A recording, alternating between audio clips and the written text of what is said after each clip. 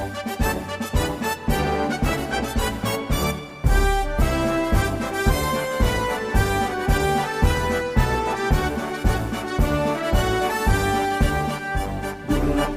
tekad, kuatkan hati, negeri ini memanggilmu kawan.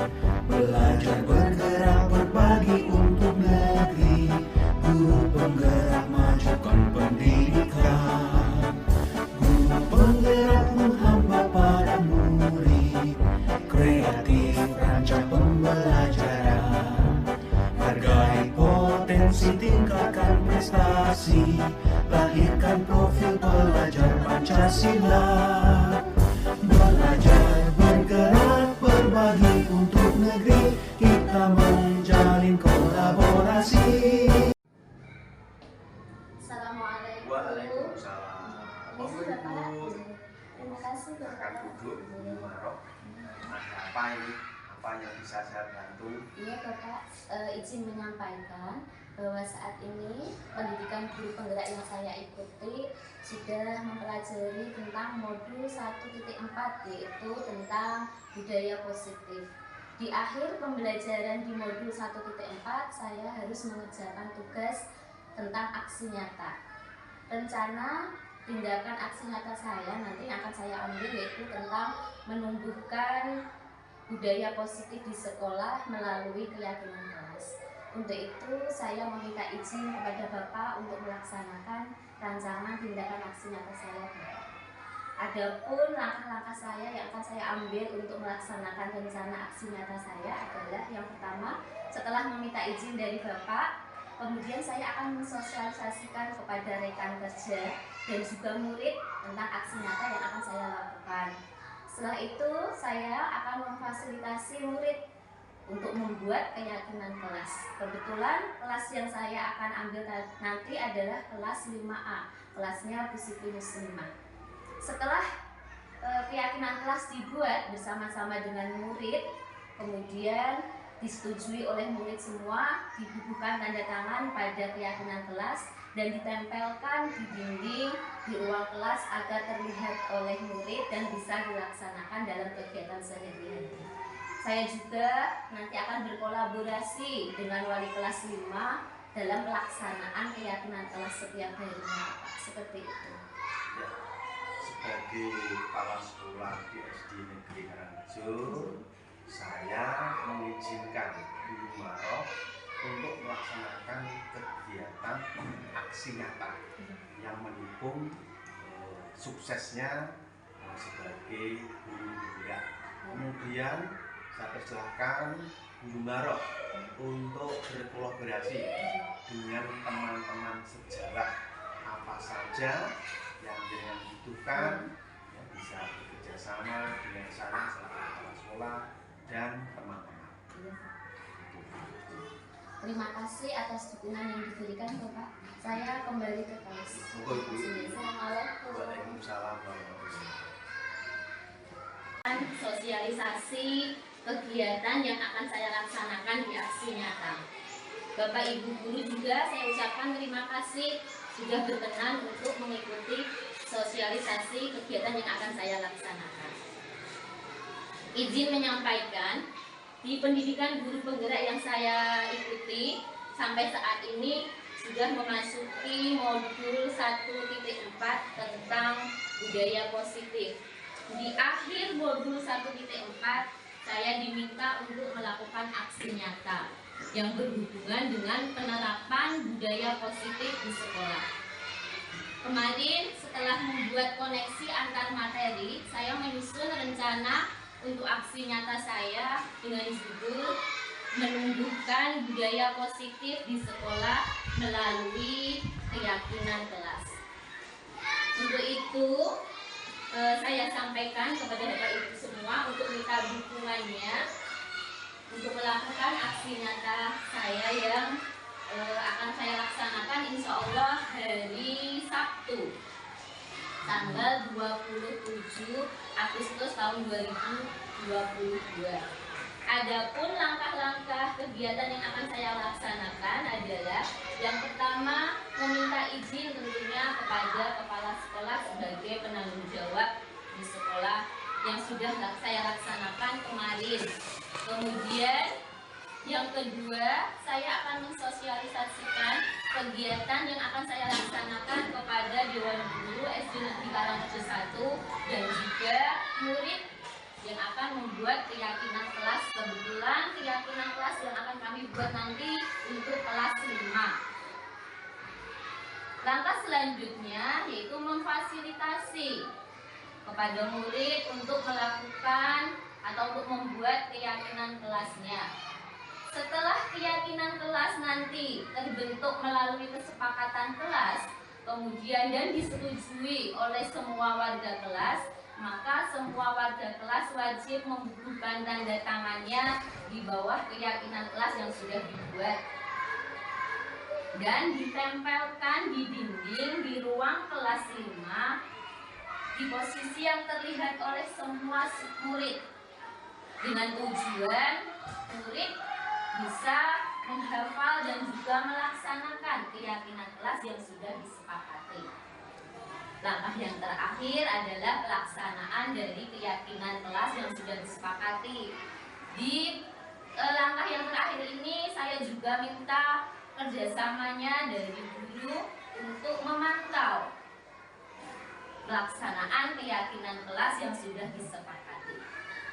Adapun tujuan dari kegiatan yang akan saya laksanakan nanti pastinya dengan keyakinan kelas yang sudah disepakati oleh murid-murid dapat menumbuhkan budaya positif di sekolah.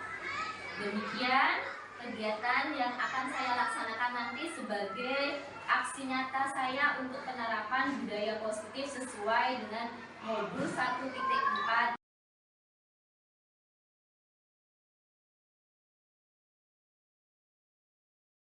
Assalamualaikum warahmatullahi wabarakatuh. Waalaikumsalam warahmatullahi wabarakatuh. Selamat pagi anak-anak. Pagi luar biasa. Alhamdulillah. Kabarnya hari ini baik. Alhamdulillah. Luar biasa. Allahu Akbar. Nah, baik anak-anak, sesuai dengan kesepakatan kita kemarin bahwa hari ini hari Sabtu tanggal 27 Agustus kita akan membuat keyakinan kelas. Tujuannya untuk apa? Untuk menumbuhkan budaya positif di sekolah. Keyakinan kelas nanti setelah disepakati kalian laksanakan dalam kegiatan sehari-hari khususnya di sekolah. Untuk membuat keyakinan kelas, Bu Guru akan menjelaskan langkah-langkahnya. Yang pertama, nanti Bu Guru akan membagikan kertas warna untuk menuliskan pendapat kalian, pinginnya seperti apa kelas kalian agar tercipta kelas yang aman, nyaman, dan menyenangkan. Setelah kalian tulis, setiap anak menuliskan pendapatnya pingin seperti apa. Setelah ditulis, kalian bisa tempelkan di sini agar teman yang lainnya bisa melihat.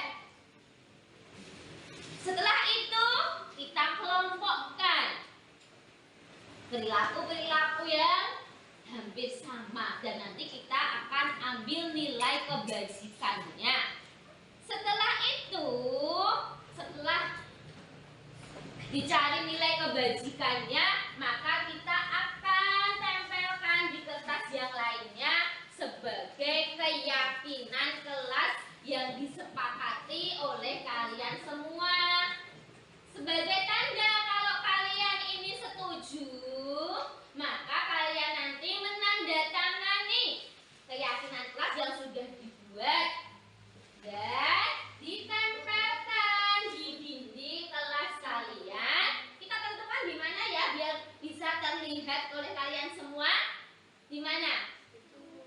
Oh iya, ini masih kosong. Nanti kita tempelkan keyakinan kelas kita setelah kalian tanda tangani agar terlihat setiap saat kalian bisa melihat, meyakini dan melaksanakannya dalam kegiatan sehari. Anak-anak sudah siap? Sudah, baiklah Ibu Guru bagikan kertasnya, kemudian nanti kalian tulis pendapat kalian masing-masing. Dibagikan, coba Bu Guru dibantu dibagikan. Ini juga dibagikan Mas ke belakang. Ini yang warna apa Mbak?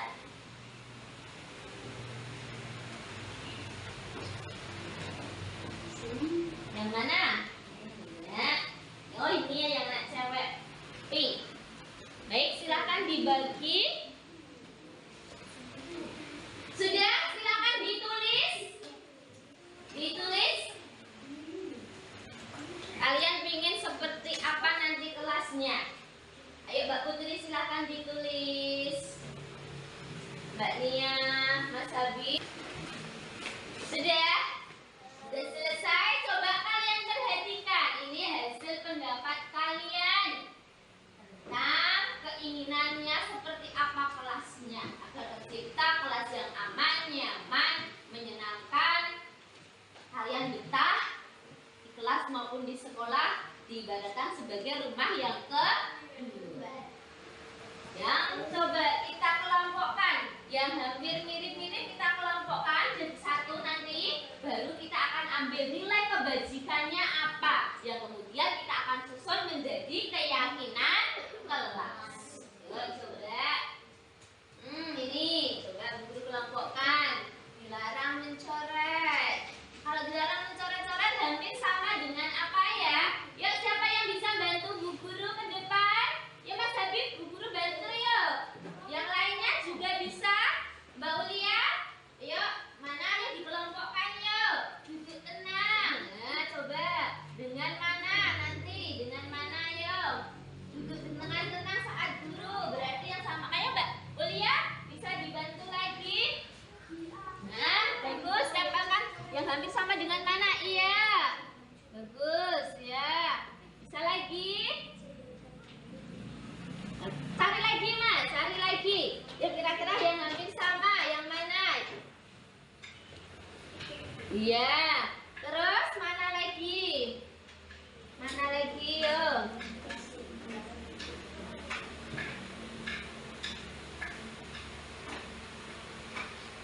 Ayo Mas Habib dicari nilainya. Nah, ini.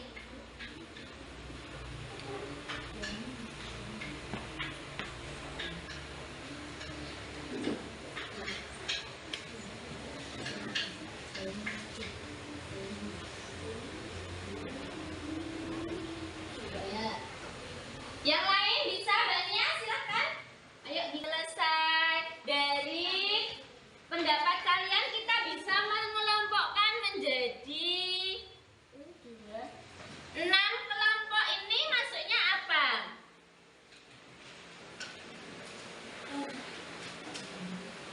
Ini maksudnya ikut ke sini, ya.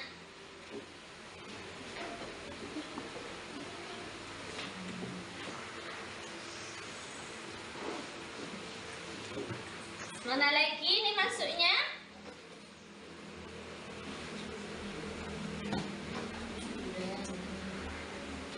Yuk kita bahas dulu ya bersama-sama yuk. Nanti kira-kira ini masuk nilai kebajikannya apa yang bisa kita buat kesepakatan menjadi keyakinan kelas. Kalau tidak masuk terlambat di kelas berarti nilai kebajikannya apa? Ini sama juga dengan mendengarkan ketika Bu Guru menjelaskan. Nilai kebajikannya apa? Menghormati orang lain. Berarti ini nilai kebajikannya menghormati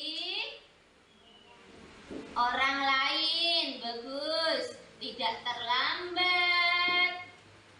Kemudian apalagi tadi mendengarkan guru ketika menjelaskan. Itu maksudnya menghormati orang lain. Terus lagi, tidak mencontek saat ulangan. Berarti apa? Kejujuran. Terus ini nilainya kejujuran. Mau mengajari teman yang belum paham, kemudian menjenguk jika teman ada yang sakit. Nilai kebajikannya apa yang kita yakini?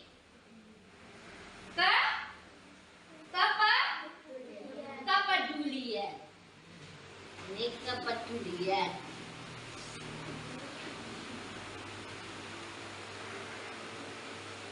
Mengerjakan piket kelas, meminjam buku, dikembalikan pada tempatnya. Itu maksudnya apa?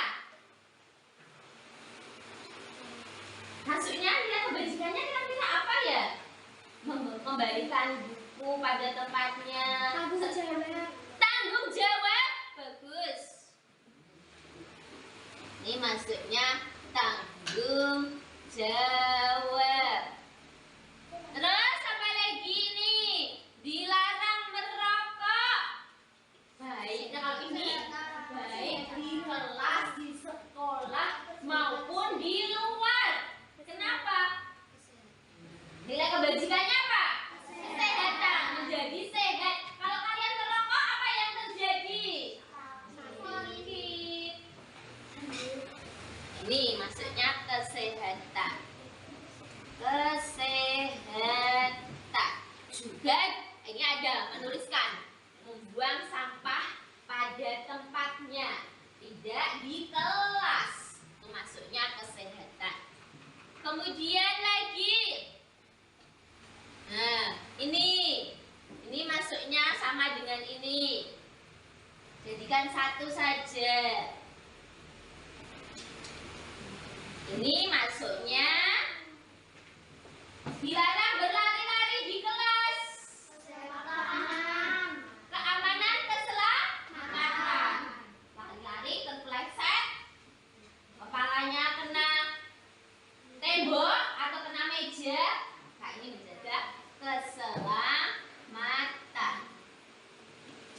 Baiklah, ini sudah dikelompokkan Bu Guru. Ini nilai-nilai kebajikan yang akan kita buat menjadi keyakinan kelas.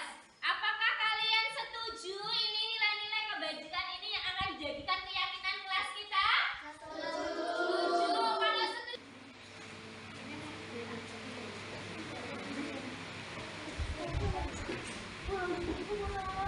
Sebentar. Ayo, jaga kebersihan tadi. Apa keyakinan kelasnya apa tadi? Tanggung jawab.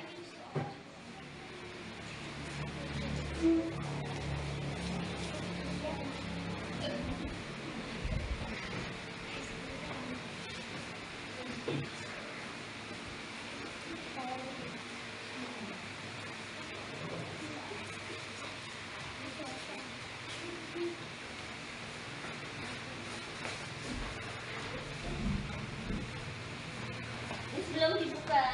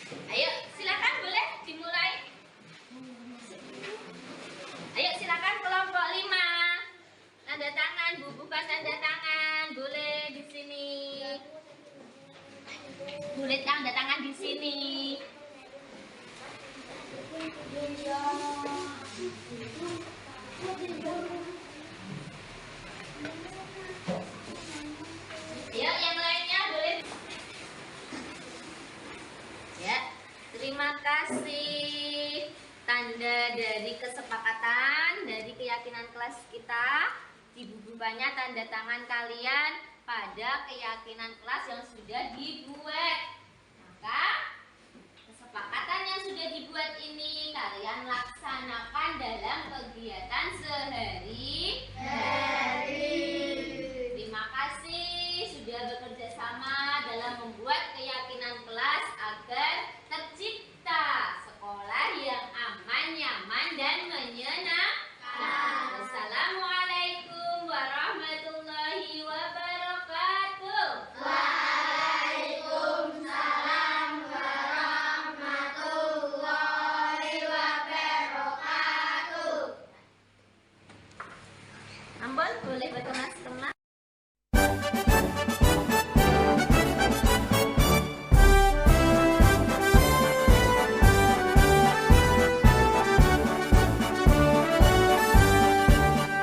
Bulatkan tekad, kuatkan hati. Negeri ini memanggilmu kawan. Belajar, bergerak, berbagi untuk negeri.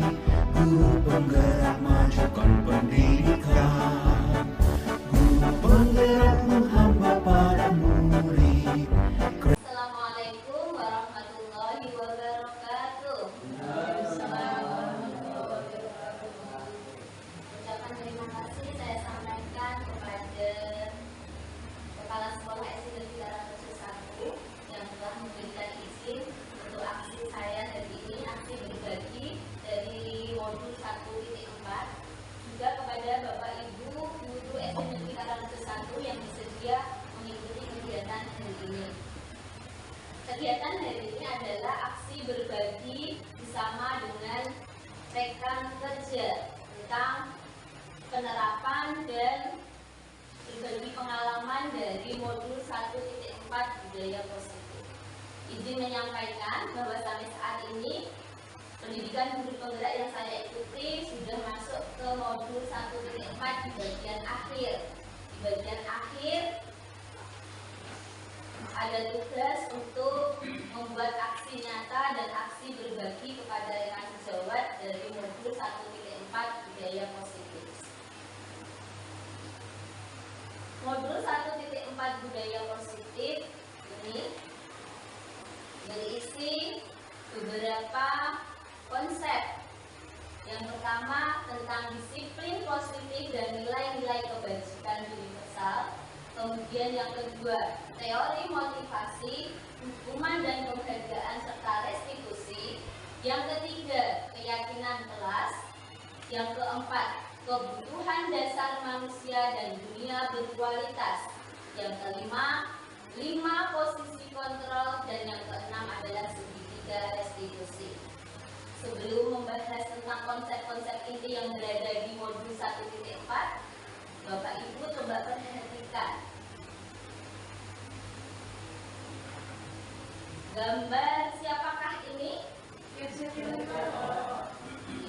bagus, Ki Hajar Dewantara merupakan tokoh pendidikan di Indonesia yang sekaligus sebagai Bapak Pendidikan Indonesia.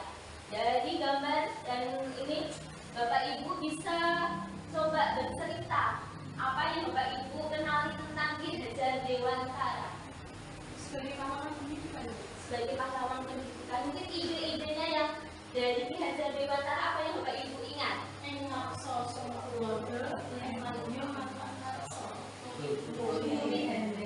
Ya. Terkenal filosofi dari Ki Hajar Dewantara tentang sistem among yang ada 3 itu. Yang pertama adalah ing ngarsa sungkulodo, ing madya mangunkarsa, dan tutwuri handayani. Sebelum ke sistem among Ki Hajar Dewantara, saya akan menyampaikan sedikit tentang filosofi dari pendidikan Ki Hajar Dewantara. Menurut Ki Hajar Dewantara, bahwa pendidikan adalah menuntun anak, menuntun kodrat yang sudah dimiliki oleh anak, agar anak bisa mencapai keselamatan dan kebahagiaan, baik sebagai manusia maupun sebagai anggota masyarakat. dari pernyataan Ki Hajar Dewantara tentang pendidikan ini bisa kita ketahui bahwa selama ini pendidikan itu adalah kegiatan menuntun, bukan menuntut.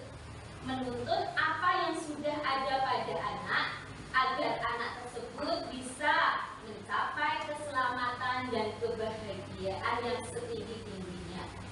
Itu filosofi pendidikan Ki Hajar Dewantara. Untuk melaksanakan kegiatan menuntun tadi, maka kita bisa menggunakan sistem AMO. Oleh Ki Hajar Dewantara terkenal tadi yang pertama adalah ing ngaso sungtulodo ing madyo manguntaso tut uri hendayani. Guru berada di depan sebagai teladan, berada di tengah memberikan semangat, dan di belakang memberikan dorongan. Filosofi lagi, selain lagi ada juga Ki Hajar Dewantara mengibaratkan bahwa sekolah diibaratkan sebagai tanah untuk bercocok tanam, sedangkan guru diibaratkan sebagai petani dan murid diibaratkan sebagai benih. Tugas seorang petani adalah mengolah tanah. Bagaimana tanah itu bisa menjadi subur agar benih yang ditanamkan bisa tumbuh dan berkembang. Demikian pula dengan guru. Guru di sini dituntut perannya bisa menciptakan, bisa mengolah sekolah tadi menjadi tempat yang aman, nyaman, dan menyenangkan bagi anak sehingga apa yang dimiliki oleh anak bisa bertumbuh dan berkembang.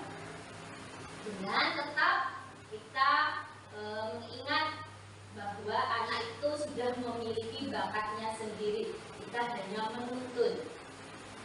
Itulah beberapa pemikiran filosofi dari Ki Hajar Dewantara tentang pendidikan. Dalam menciptakan lingkungan yang aman, nyaman, dan menyenangkan bagi anak tadi, dari lingkungan yang aman, menyenangkan tadi bisa menumbuhkan kebiasaan-kebiasaan baik di kelas maupun di sekolah yang akhirnya bisa menumbuhkan karakter anak. Dan akhirnya tujuan terakhirnya adalah penciptaan budaya positif. Akan kita bahas pada siang hari ini dari modul 1.4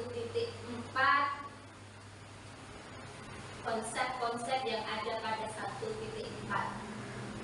Untuk konsep yang pertama yaitu tentang disiplin positif dan nilai-nilai kebajikan. Apakah makna disiplin selama ini? Apa yang Bapak Ibu ketahui tentang disiplin? Taatan. Terus apa lagi? Aturan, kepatuhan. Contoh dia tepat waktu saat berangkat sekolah, patuh terhadap tata tertib sekolah, itu yang pertama. Itu menurut Bapak Ibu bahwa disiplin seperti itu artinya, Dek. Nah, dalam budaya kita, makna kata disiplin ini telah berubah arti. Di budaya kita mengartikan bahwa disiplin itu sesuatu yang dilakukan seseorang pada orang lain untuk mendapatkan kepatuhan agar terhindar dari ketidaknyamanan, bukannya dengan apa yang kita hargai atau pencapaian suatu tujuan yang mulia. Tetapi di modul 1.4 ini disiplin diartikan sebagai belajar, diambil dari bahasa Latin dengan kata disiplina. Disiplin juga diartikan sebagai belajar bagaimana kita mengontrol diri dan menguasai diri untuk memilih tindakan yang mengacu pada nilai-nilai yang dihargai. Sehingga disiplin diri membuat orang menggali potensi dirinya menuju sebuah tujuan apa yang dia hargai.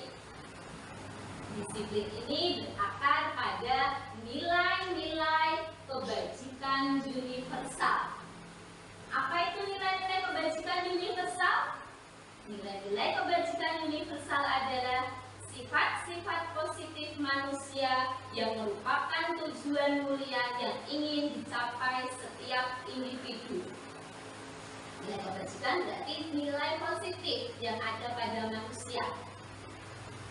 Nilai-nilai tersebut bersifat universal, kemudian lintas bahasa, suku bangsa, agama, maupun latar belakang. Saat ini, nilai-nilai kebajikan yang ingin dicapai oleh setiap anak Indonesia dikenal dengan profil pelajar Pancasila yang terdiri dari 6 dimensi.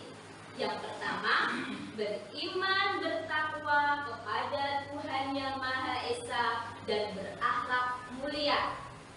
Yang kedua, Bapak Ibu ada yang tahu dimensi dari profil pelajar Pancasila? Yang kedua adalah mandiri. Yang ketiga, bernalar kritis.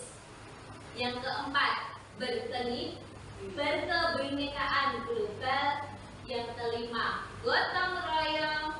Dan yang keenam adalah kreatif. Kalau kita lihat dimensi nilai-nilai kebajikan yang berakar pada profil pelajar Pancasila, ada beriman, bertakwa, bermandiri, bernalar kritis. Ini semua adalah bersifat universal dan lintas bahasa, suku bangsa, agama, dan latar belakang. Inilah nilai-nilai kebajikan yang ingin dicapai oleh setiap anak Indonesia saat ini. Untuk konsep 1 tentang disiplin positif dan nilai-nilai kebajikan universal bisa diterima? Ya, terima kasih. Kita lanjut ke konsep inti yang kedua dari modul 1.4 budaya positif. Konsep yang kedua dari modul 1.4 adalah teori motivasi, hukuman dan penghargaan, serta restitusi. Seseorang berperilaku, baik anak-anak maupun dewasa, ada motifnya. Teori motivasi di sini yang akan dibahas ada 3 teori. Yang pertama adalah mereka melakukan suatu perbuatan karena untuk menghindari ketidaknyamanan atau hukuman. Yang kedua, motivasi yang kedua adalah karena untuk mendapatkan imbalan dari orang lain atau institusi. Yang ketiga, untuk menjadi yang mereka inginkan dan menghargai diri sendiri dengan nilai-nilai yang mereka percaya. Dari motivasi 1 dan 2, ini hanyalah motivasi eksternal saja. Sedangkan motivasi yang ketiga, yang untuk menjadi yang menghargai harga dirinya sendiri dan juga nilai-nilai yang mereka percaya, inilah yang menjadi tujuan akhir dari disiplin positif, yaitu menimbulkan motivasi internal. Tapi dalam pelaksanaannya membutuhkan proses yang panjang karena menanamkan dan menumbuhkan motivasi internal ini tidaklah mudah. Baik, Bapak Ibu semua, silahkan dilihat di layar. Ini ada tabel tindakan-tindakan yang pernah dilakukan oleh seorang guru. Maka kira-kira dari tindakan guru ini termasuk mana yang hukuman, mana yang konsekuensi? Bapak Ibu bisa mengerjakan, saya bimbing mulai dari yang pertama, boleh ditulis di buku tulisnya. Ini tindakan yang pertama, tindakan guru. Mencatat 100 kali di dalam buku kalimat "saya tidak akan terlambat lagi karena terlambat ke sekolah". Menurut Bapak Ibu semua, ini termasuk hukuman atau konsekuensi? Hukuman. Masih diingat dulu ya? Aku tulis dulu, boleh? Nanti kita bahas di akhir. Tindakan yang kedua, lari mengelilingi lapangan basket 2 kali karena terlambat hadir di sekolah, termasuk hukuman atau konsekuensi. Yang ketiga, murid diminta untuk push up 15 kali karena tidak menggunakan masker ke sekolah.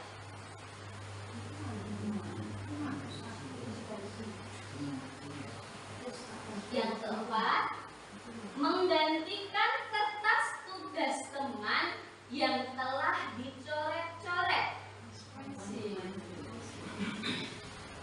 Yang kelima, membersihkan tumpahan air di meja tulis karena tersenggol pada saat belajar.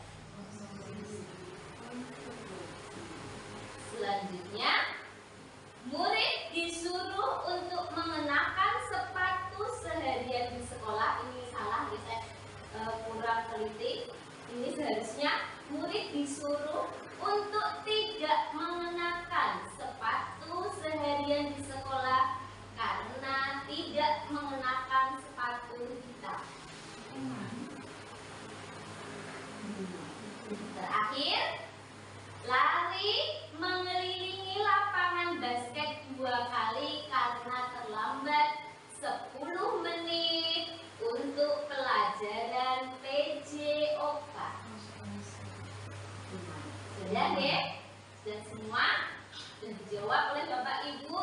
Coba kita sekarang cocokkan, koreksi dari apa yang Bapak Ibu jawab.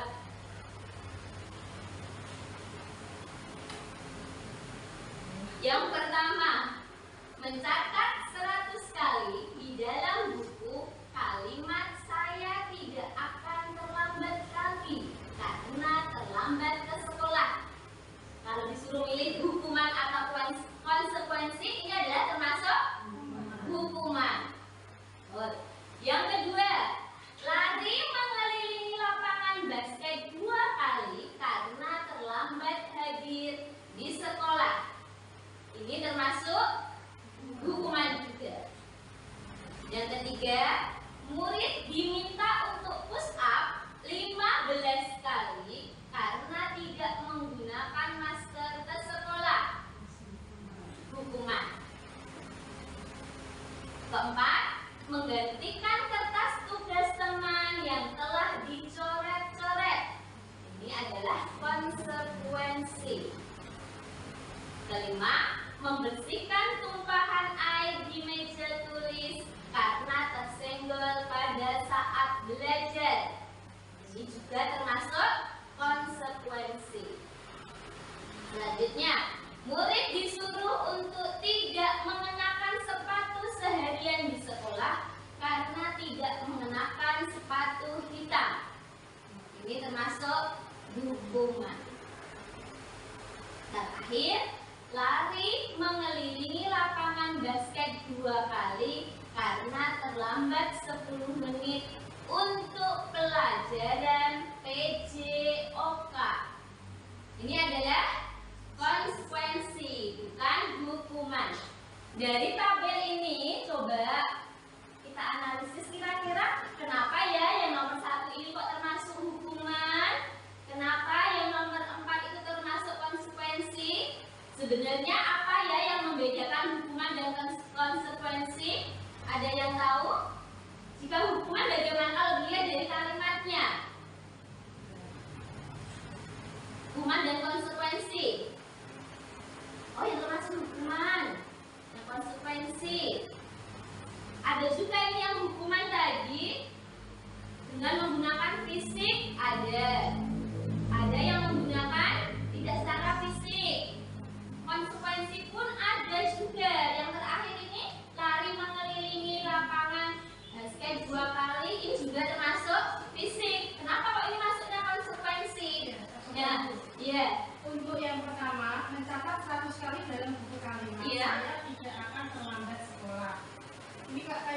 contohnya dengan apa mata pelajaran J. Nah, tapi kalau yang konsekuensi ini kan sama-sama beda dengan yang murid diminta untuk push up dengan lari, ini kan sama-sama fisik. Tetapi yang nomor 3 yang SD, murid diminta untuk push up 15 kali, ya, tidak menggunakan masker. Kalau yang di bawah ini ada pelatih dengan PJOK, walaupun sama-sama fisik di situ. Jadi yang satu karena konsekuensi di sini karena ada hubungannya dengan mata pelajaran. Iya. Terima kasih Ibu. Yang hukuman dan konsekuensi kalau kita lihat bahwa yang pertama mencatat 100 kali di dalam buku kalimat saya tidak akan terlambat lagi karena terlambat ke sekolah. Jika kita pikir terlambat sekolah apa hubungannya dengan menulis saya tidak akan terlambat lagi? Kalau memang kita menulis 100 kali, apakah di lain waktu tidak akan terulang lagi? Bisa, tetapi maka ini digolongkan sebagai hukuman. Sedangkan yang terakhir, lari mengelilingi lapangan basket 2 kali karena terlambat 10 menit untuk pelajaran PJOK. Walaupun ini terlihat seperti hukuman fisik, tetapi karena dia terlambatnya itu pada pelajaran PJOK, lari di sini sebagai tadi konsekuensinya ini masih ada hubungan dengan pelajaran PJOK. Jadi kalau konsekuensi ini diberikan sesuai dengan pelanggaran yang dilakukan. Seperti itu. Untuk lebih lanjutnya, nah ini perbedaan antara hukuman dan konsekuensi. Jika hukuman itu sesuatu yang menyakitkan harus terjadi, sedangkan konsekuensi ya memang harus terjadi karena adanya pelanggaran. Yang hukuman, jika anak dihukum, maka akan membuat anak menjadi sakit hati, baik fisik maupun hati, dan ini akan berlangsung dalam jangka waktu yang lama. Sedangkan konsekuensinya karena dia sudah tahu sebelumnya, maka walaupun mereka tidak nyaman, tapi terjadi hanya dalam waktu yang pendek karena dia sudah tahu. Oke. Untuk hukuman, anak bisa membenci yang namanya kedisiplinan. Rewel sih, ada seperti ini sih. Dengan konsekuensi, anak bisa menghargai yang namanya disiplin. Hukuman seperti paksaan. Sedangkan konsekuensi ini berupa stimulus respon atau tanggapan. Hukuman seperti mendorong anak menyakiti diri sendiri. Sedangkan konsekuensi mendorong anak agar mudah untuk menyesuaikan diri. Hukuman termasuk konsep diri yang buruk. Sedangkan konsekuensi konsep diri yang baik. Dengan adanya hukuman, kadangkala anak belajar untuk menyembunyikan kesalahan, untuk membenarkan apa yang dilakukan. Sedangkan konsekuensi, anak belajar untuk mematuhi peraturan. Gimana akibat selanjutnya? Dari hukuman akan menimbulkan anak menjadi marah, rasa bersalah, dipermalukan, dan merasa tidak dihargai. Sedangkan konsekuensi, walaupun kehilangan hak, dibuat tidak nyaman, diasingkan dari kelompoknya, tapi hanya dalam waktu sementara. Maka dari itu, kita sebagai seorang pendidik yang berdasarkan tadi filosofi dari Ki Hajar Dewantara, seminimal mungkin kita menghindari adanya hukuman. Dan terus bagaimana untuk mengatasi jika ada pelanggaran? Maka kita akan melakukannya dengan menggunakan restitusi. Sebelum ke restitusi, coba bagaimana menurunkan dengan ketika murid Anda melakukan kesalahan, tindakan mana yang akan Anda lakukan? Ini kan sering juga kita alami, guys, walaupun secara sengaja atau tidak. Ada kala ada anak yang melakukan kesalahan, apa yang akan kita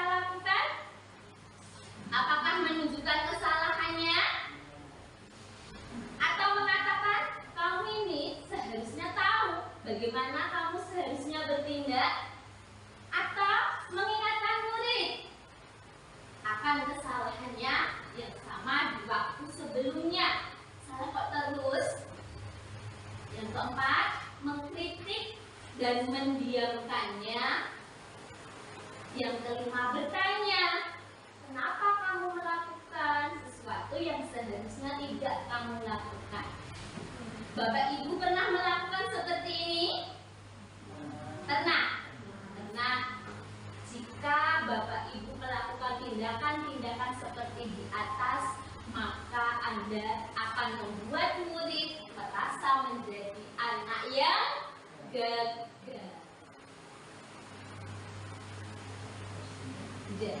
Ternyata apa yang kita lakukan selama ini juga juga ada kesalahannya juga. Ini berproses gitu Bapak Ibu, kita berproses tidak langsung kita berubah, tidak akan mungkin. Kita harus berproses dari sedikit demi sedikit untuk menghindari tadi. Nah, tadi solusi yang diberikan untuk mengatasi kesalahan yang dilakukan oleh murid dengan menggunakan yang namanya restitusi. Apa itu restitusi?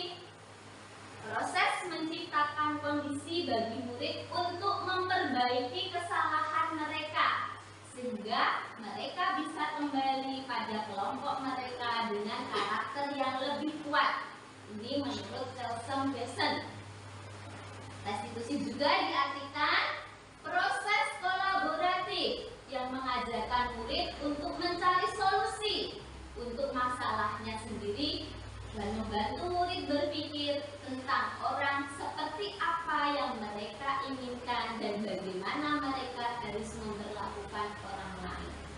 Kalau hukuman tadi konsekuensi, tahu deh akibat yang ditimbulkan jika restitusi ini anak dipelajari. Kita sebagai guru menuntun seorang anak melakukan kesalahan, kita tuntun anak bisa menemukan apa kesalahan yang dilakukan dan juga bisa berkolaborasi dengan guru agar bisa mencari solusi atas masalah yang dihadapi. Inilah restitusi sebagai solusi dalam menangani kesalahan yang dilakukan oleh anak. Apa saja ciri-ciri dari restitusi?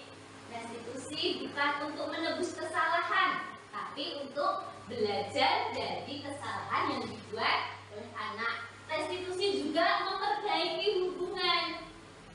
Karena hukuman tadi bisa juga merusak hubungan, anak bisa menimbulkan rasa marah.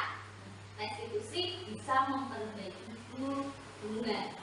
Restitusi juga sebagai salah satu tawaran, bukan sebagai paksaan. Restitusi menuntut untuk melihat ke dalam diri anak, apa yang dilakukan dan bagaimana cara mengatasinya. Restitusi mencari kebutuhan dasar yang mendasari tindakan. Anak melakukan perbuatan pasti ada motivasinya, apa yang ingin mereka capai. Kemudian restitusi adalah cara yang paling baik untuk menghindari adanya hukuman. Restitusi fokus pada karakter, bukan tindakan. Jika kita melakukan restitusi, anak bisa menunjukkan karakternya. Oh, kalau saya salah ini, maka solusinya seperti ini. Bisa menunjukkan karena dia mencari sendiri. Restitusi menguatkan anak dan juga restitusi berfokus pada solusi. Sehingga restitusi bisa mengembalikan murid yang berbuat salah pada kelompoknya. Kadang-kadang kalau anak salah masih mendapatkan cibiran dari teman-temannya dan merasa tersisihkan. Itulah kenapa restitusi diambil sebagai langkah untuk mengatasi anak-anak yang melakukan kesalahan bukan dengan memberikan hukuman. Beralih sekarang ke konsep ketiga tentang keyakinan kelas. Bapak Ibu mengenai teori motivasi, juga hukuman dan restitusi bisa diterima deh? Kita nanti kembali ke konsep ketiga. Yang ketiga dari modul 1.4 adalah keyakinan kelas. Mengapa tidak peraturan? Harus keyakinan. Coba kalau kita amati bersama, mengapa kita memiliki peraturan harus menggunakan helm dalam mengendarai kendaraan roda 2? Mengapa kok kita harus memiliki peraturan 3M? Menggunakan masker, mencuci tangan, menjaga jarak. Mengapa kita memiliki peraturan harus datang tepat waktu pada saat mengikuti pelatihan? keyakinan tidak peraturan. Dari ketiga ini, kalau kita lihat yang pertama ini, mengapa kita memiliki peraturan harus menggunakan helm mengendari kendaraan roda dua? Ini kita kembali lagi ke teori motivasi tadi. Kebanyakan dari mereka kadang-kadang mengendarai kendaraan roda dua dengan menggunakan helm ini karena hanya ingin menghindari ingin mendapatkan kenyamanan, menghindari adanya hukuman, hanya sekedar peraturan. Maka dari itu kita bisa merubah dari yang namanya peraturan menjadi keyakinan. Kalau tidak sudah yakin ada polisi atau ada tidak ada, tetap menggunakan helm. Kenapa? Karena keyakinannya untuk keselamatan. Ya, terima kasih Ibu Bapak. Paham ini antara kenapa tidak peraturan harus keyakinan. Selain itu tadi, kalau motivasinya hanya untuk mendapatkan kenyamanan saja, tidak bisa menimbulkan adanya motivasi intrinsik.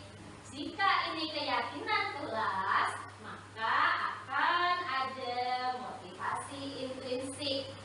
Kembali ke nilai keyakinan lebih menggerakkan seseorang melakukan sesuatu dibandingkan hanya mengikuti serangkaian peraturan. Selanjutnya kita berlatih lagi asah petak. Mana menurut Bapak Ibu yang merupakan keyakinan kelas dari A dan B? Sama-sama ini seperti peraturan juga. Tapi mana ya yang merupakan keyakinan kelas? Apakah yang A, datang tepat waktu, mengucapkan salam, menjaga kebersihan, kesepakatan kelas, saling menyayangi, semangat, peduli? Kira-kira yang A atau yang B? Ya? Yang B. Iya, kenapa? Keyakinan kelas dibuat berdasarkan nilai-nilai kebajikan. Dan nilai-nilai kebajikan bersifat apa tadi? Universal. Kalau ini saling menyayangi. Universal. Iya. Semangat? Banyak. Peduli? Juga sama. Nah, ini langsung pada poin-poinnya. Ya, satu-satu. Baik, mengenai keyakinan kelas, Bapak Ibu sudah memahami. Sekarang kita akan mencari nilai kebaikan apa dari keyakinan kelas ini. Yang pertama, selalu kembalikan buku ke tempatnya. Jadi sekolah ya, di kelas setiap hari, peraturannya selalu kembalikan buku ke tempatnya. Keyakinan kelasnya kira-kira apa yang didapat? Dilarang mengganggu orang lain. Keyakinan kelasnya apa? Hadir di sekolah 15 menit sebelum pembelajaran dimulai. Dilarang melakukan kekerasan. Dilarang menggunakan narkoba. Ini mungkin kalau yang pertama ini yang dilarang menggunakan narkoba ini kelas-kelas yang tinggi. Bergantian atau menunggu giliran. Ini kelas rendah pun ada kadang-kadang mencari nilai pendapatan dari guru. Nah, bagaimana? Gunakan masker karena masih masa peralihan. Kemudian yang terakhir, jangan berlari di kelas atau koridor. Kira-kira selalu kembalikan buku ke tempatnya. Keyakinan kelasnya apa? Nilai-nilai kebajikannya yang ingin diambil apa ini kira-kira? Menata kembali. Nilai-nilai kebajikan, nilai positif. Ingin apa? Ingin rapi. Nah, inilah keyakinan nilai yang akan kita ambil dari adanya peraturan selalu kembalikan buku ke tempatnya adalah tanggung jawab. Tadi sudah saya katakan bahwa keyakinan kelas itu berakar dari nilai-nilai kebajikan, sedangkan nilai kebajikan itu bersifat universal. dengan anak mengembalikan buku setelah dibaca, ini berarti melatih rasa tanggung jawab. Dilarang mengganggu orang lain. Maka keyakinan kelasnya adalah menghormati orang lain. Hadir di sekolah 15 menit sebelum pembelajaran dimulai. Nilai keyakinan kelasnya adalah menghormati orang lain dan berkomitmen. Ini anak-anak kalau 15 menit kan berarti pembelajaran sudah dimulai ya. Sudah dimulai, baru memulai pelajaran anak datang mengganggu. Nah, ini berarti nilainya adalah menghormati orang lain. Dilarang melakukan kekerasan, termasuk bertengkar. Ini berarti keyakinan kelasnya adalah yang ingin dicapai adalah keselamatan dan juga menghormati orang lain. Dilarang menggunakan narkoba, maksudnya kesehatan. Bergantian menunggu giliran, antri. Ini juga selain menghormati orang lain juga melatih sabar. Gunakan masker. Nilai keyakinan kelas yang ingin dicapai adalah kesehatan juga keselamatan. Jangan berlari di kelas atau koridor. Keyakinan kelasnya adalah keselamatan dan keamanan. Ini kemarin dokumentasi dari praktik membuat keyakinan kelas yang sudah saya lakukan. Karena ini videonya terlalu besar, membutuhkan waktu yang banyak untuk memutarnya. Untuk membuat keyakinan kelas ada beberapa langkah yang harus dilakukan. Pertama, pastinya kita membuat kesepakatan dulu. Jam berapa, hari apa kita akan melakukan keyakinan kelas yang akan kita buat tadi. Kemudian yang kedua, sebelum membuat keyakinan kelas, kita memberikan kesempatan kepada anak untuk berpendapat. Seperti apa toh yang mereka inginkan kelasnya?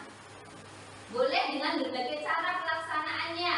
Boleh langsung menulis di papan tulis atau papan panel yang sudah disediakan, ataukah kita membagi dengan kertas warna kemudian ditempelkan di depan. Ini mungkin lebih menarik untuk anak-anak.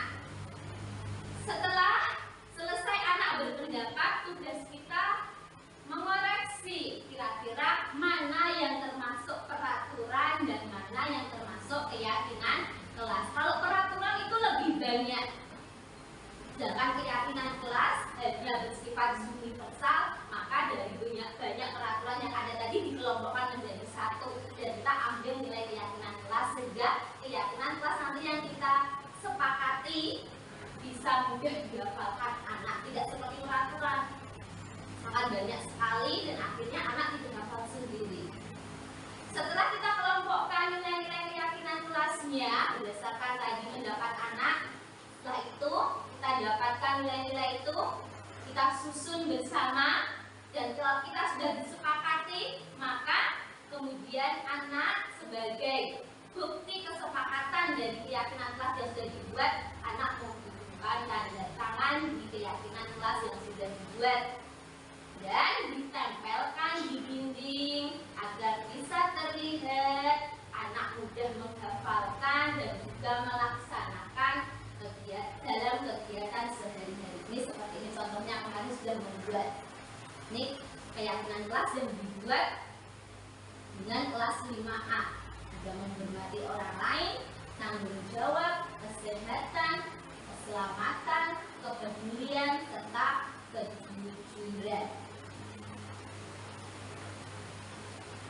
Untuk konsekuensi dan hukuman tadi sudah, keyakinan kelas juga sudah. Bisa dipahami nih Bapak Ibu? Kita beralih konsep 4, kita masih banyak konsepnya, ada 6 di modul 1.4. Konsep yang keempat adalah kebutuhan dasar manusia. Apa saja tuh yang menjadi kebutuhan dasar dari manusia? Kira-kira apa itu Bapak? kebutuhan kita tuh apa sebagai manusia? Apa aja? Sampingan, kebutuhan apa lagi? Menurut primer, sekunder, tersier, bisa. Apa ya? Kebutuhan dasar manusia ada 5, Bapak Ibu, biologi, power, freedom, fun, dan survival. Survival inilah menjadi dari keempat ini yang menjadi dasarnya tadi. Belonging, rasa, cinta kasih, dan rasa diterima. Kita butuh itu kan, cinta kasih? Butuh sekali, pasti. Kemudian kekuatan, kekuasaan juga kita butuh. Apalagi yang ketiga ini juga freedom, kebebasan. Kita butuhkan kebebasan. Yang keempat, kesenangan. Nah, bahagia. Bisa sedih terus. Nah, iya. Dan yang kelima adalah bahwa kebutuhan dasar manusia tujuannya adalah apa ini yang kelima?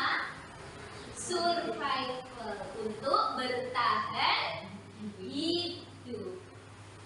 Nah, 5 kebutuhan dasar dari manusia yang harusnya terpenuhi. Jika tidak, bagaimana? Tidak bisa hidup karena kebutuhan hidup. Kurang bahagia, kurang sempurna, kurang lengkap.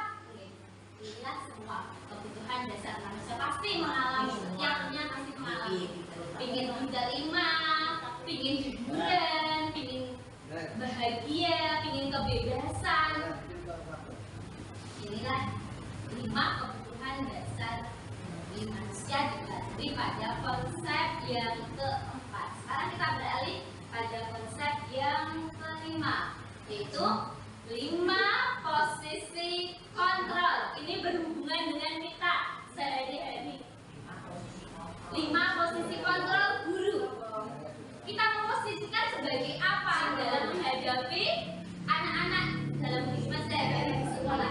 Ini kadang-kala kita itu salah memposisikannya. Coba kita nanti lihat satu persatu seperti apa posisi kita dalam sehari-hari. Yang merupakan sebuah program disiplin positif yang berpusat pada anak. Termasuk kita kurikulum Merdeka ini kan ingin mewujudkan adanya pendidikan yang berpusat pada anak, berpihak pada anak, sehingga anak mendapatkan tadi tujuan akhirnya keselamatan dan kebahagiaan. Apa saja 5 posisi kontrol? Yang pertama adalah penghukum. Yang kedua, membuat rasa bersalah. Yang ketiga, posisi teman. Yang keempat, pemantau. Dan yang kelima adalah manajer. Dari 5 posisi kontrol ini, nanti kira-kira mana ya posisi yang paling tepat yang kita terapkan? Apakah penghukum, pembuat rasa bersalah, sebagai teman, sebagai pemantau saja, ataukah sebagai manajer? Sebagai posisi penghukum, kira-kira seperti apa kalau kita sebagai penghukum? Nah, seorang penghukum bisa menggunakan hukuman fisik maupun verbal. Dalam posisi penghukum, seorang guru ini pasti bisa ciri-cirinya. Kalau kita itu sebagai penghukum itu bisa dilihat bahwa guru itu sering berkata ini, "Akui saya." Pas loh kalau tidak. Kalau seorang guru sudah mengucapkan seperti itu, berarti guru memposisikan sebagai penghukum. Kamu selalu saja yang melakukan kesalahan, jadi menghukum. Nanti aturan di sekolah. Iya, itu berarti kita memposisikan sebagai penghukum. Jadi di sini apa lagi? Seorang penghukum menggunakan nada suara yang tinggi atau melotot, menunjuk-nunjuk, menghardik. Ada lagi juga kata-kata yang sering diucapkan jika ada anak terlambat. Terlambat lagi, pasti terlambat lagi. Selalu datang terlambat. Kapan bisa datang tepat waktu? Ini sering diucapkan jika posisi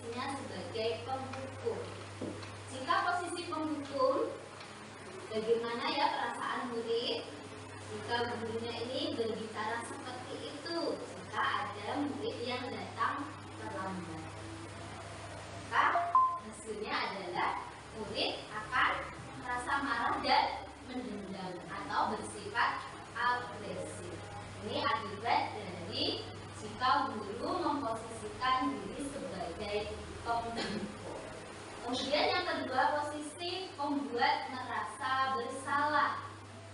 Pada posisi ini, guru ini bersuara lebih lembut, membuat orang lain tapi tidak merasa nyaman dan menyalahkan dirinya sendiri. Kata-kata yang biasa dikeluarkan atau yang digunakan adalah, ibu sangat kecewa sekali dengan kamu. Berapa kali bapak harus memberitahu kamu ya? Gimana coba kalau orang tua kamu tahu kamu berbuat begini?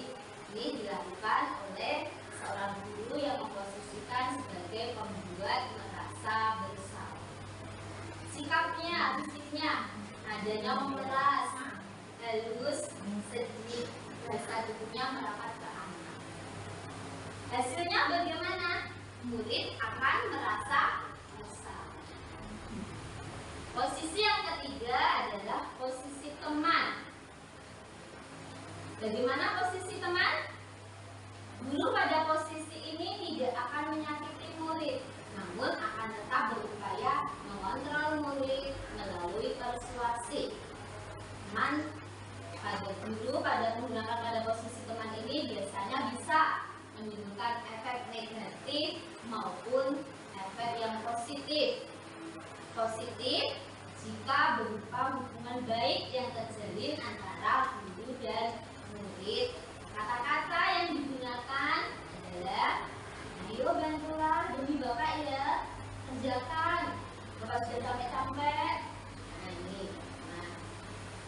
Yang negatif dari posisi teman adalah apabila suatu saat guru tersebut tidak bisa membantu murid, maka murid akan merasa kecewa. Nada suaranya bagaimana? Ramah, akrab, bercanda, bahasa tubuhnya merapat ke murid, mata dan menggunakan senyum yang ceria. Apa hasilnya jika guru memposisikan diri sebagai teman?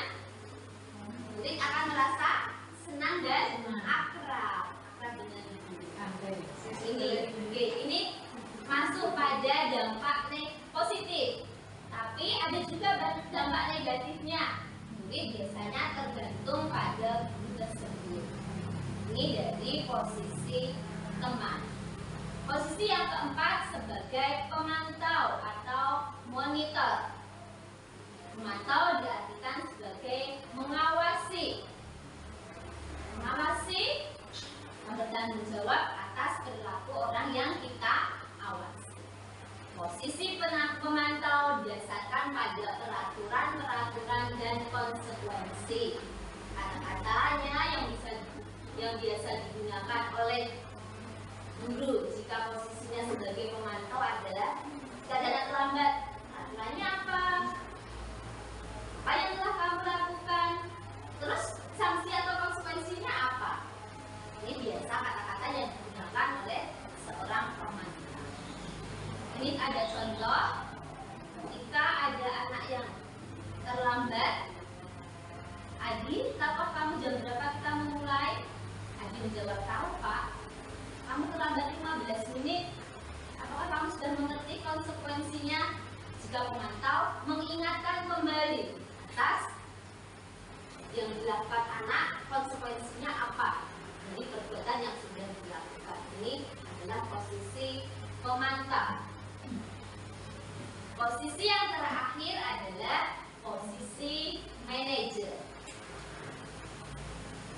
Posisi manajer di mana guru berbuat sesuatu bersama dengan murid, mempersilahkan murid untuk mempertanggungjawabkan atas perilakunya dan memberi dukungan agar dapat menemukan solusi atas permasalahannya sendiri. Posisi manajer inilah yang bisa memberikan keterampilan pada anak untuk bisa dan mempertanggungjawabkan perilaku yang mereka lakukan sendiri serta bisa mencari solusinya. Posisi manajer biasanya yang dikatakan adalah seperti ini. Apa yang kita yakini memberi pada keyakinan kelas yang sudah dibuat di pada posisi manajer. Jika kamu meyakininya, apakah kamu bersedia memperbaikinya? Apa rencana kamu untuk memperbaiki hal ini? Tugas seorang manajer bukan untuk mengatur perilaku seseorang, tetapi memberikan bimbingan, tidak memisahkan murid dari kelompoknya, tapi justru mengembalikan murid terhadap kelompoknya dengan lebih baik dan lebih tepat. Bapak Ibu, jika di rumah dan di sekolah adakah perbedaan posisi yang Bapak Ibu lakukan? Pastinya ada perbedaan ya. Kalau di rumah kira-kira posisi mana yang sering dilakukan? Apakah membentuk rasa bersalah, teman, memantau, manajer? Manajer, Bumi memposisikan sebagai manajer. Bu Siti lebih banyak mana memposisikan diri ketika di rumah? Memantau. Memantau. Ada juga kadang-kala yang menjadi pemangku. Anak ini lebih akrab, mendekatkan diri kepada anak. Biasanya anak lebih terbuka. Kalau kita ini memposisikan diri sebagai di tempat kerja, posisi manakah yang sering Bapak Ibu lakukan? Penghukumkah? Membuat rasa bersalah? Teman? Kadang-kadang menghukum juga. Karena terlalu banyaknya, terlalu seringnya yang melakukan. Ada juga ada teman ini pada kelas kecil, ini sering ini. Ya, ini teman. Mereka menganggap gurunya itu sama seperti temannya sendiri. Bahkan ya bercerita mengalir dengan dirinya. Menganggap dirinya sama seusia. Dan ketika di kelas rendah banyak yang memposisikan ini teman. Padahal dari posisi ini yang paling baik adalah pada posisi manajer. Tapi juga butuh yang namanya proses, juga tidak langsung ke manajemen. Iya, makanya tadi ada yang kadang-kala kita menjalani penghukum tapi tidak terus ya Pak ini ya, kadang-kadang ya. Karena tadi sejak awal kita sudah terapkan pada diri sendiri, hindari, dan kalau belum bisa menghindari, minimalkan. Guru memberikan hukuman.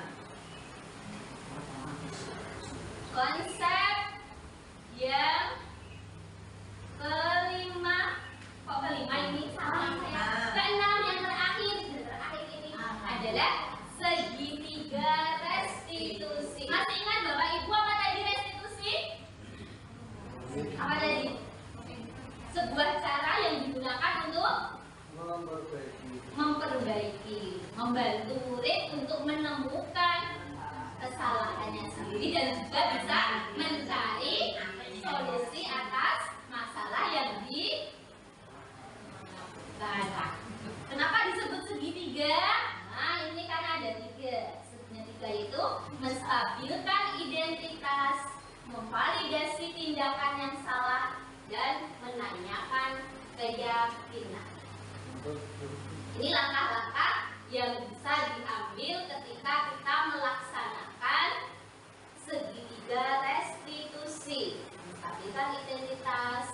Cara kontrolnya apa? Melakukan hal yang terbaik.